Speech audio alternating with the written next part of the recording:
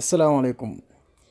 daleen ak jàmm ci Xarala académie mbokk yi seen Xarala tey suñu tutoriel dafa am benn jafe-jafe boo xamante ni dañu ko signalé fan yi ñu bëgg wan gaay naka la ñuy def ba daal koy dindi maanaam yenn saa yi da nga bëgg a télécharger benn application Play Store ñun la application bi ngay télécharger amul sa dëkk waaw léegi nag comme application bi Chine la nekk wala Amérique ñun la cet article n'est pas disponible dans votre pays. Voilà léegi lii boo ko bëggee dindi naka ngay def il faut nga changer serveur bi ngay connecté léegi pour nga changer serveur bi da ngay ñëw paramètre comme yoon bi gën a yomb pour nga changer ko connexion bu dee fii nga def prise de paramètre de connexion VPN léegi fii lañ bëgg a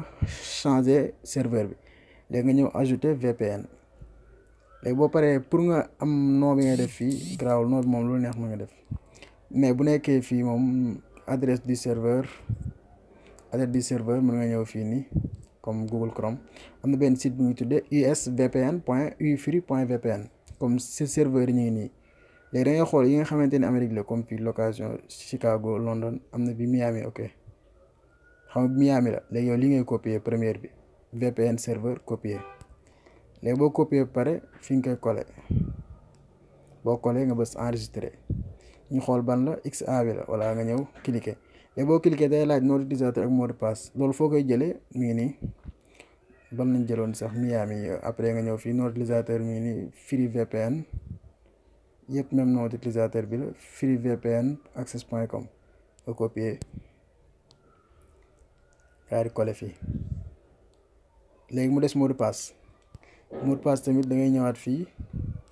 ban serveur la Miami mot de passe mi ngi nii 56 16 copier nga daat koy coller boo coller nga def enregistrer connexion léegi ñu xaar mu ñëw boo ko defee rek day changer fi ngay connecté woo nga def connexion Miami connexion bi mu xool ndax am na connexion ok connexion 56 16 connexion voilà léegi ñu xaar mu connecté wu day xaw a yàgg des fois waaye léegi mu connecté wu wala bu nekkee connecté wul nga di essayé waat beneen xaaral wan la sànq bi nga xamante ni kii woon naa ko sànq foofu laa ko jële mii nii free VPN access.com connexion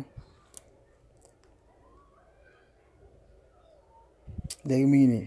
connecté wu na léegi connecté léegi bu la bindee connecté da ngay ñëwaat paramètre boo demee paramètre fi ñu def application fii nii boo ñëwee si application nga daal di xool Play Store Google Play mii nii Google Play Store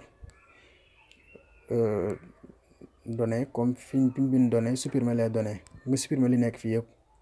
boo supprimer ba pare ñu daal di ñëwaat xool ñu daal di duggaat Google Play xool ba xam léegi ñu duggaat Google Play léegi boo duggee Google Play rek ñu bës accepter léegi xam nga dem jël application bi ñu doon télécharge sànq muy bañ moom mi ngi nii ñu la tudd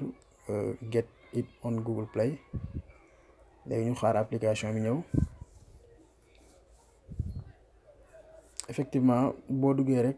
dafa war a ñëw dafa war a indi téléchargement bi parce que léegi yow yaa ngi connecté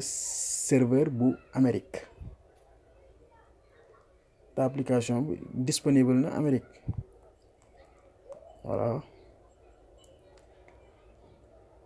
mi ngi nii installé léegi problème bi mu doon laaj sànq doon la ko laajaat parce que yow léegi serveur bi nga connecté Amérique la mbokk yi li moo nekkoon suñu tutoriel ma yaakaar ni jariñu ngeen si bu baax di leen wax ngeen abonné ci chaîne bi daal koy partagé merci ba beneen yoon ci beneen tutoriel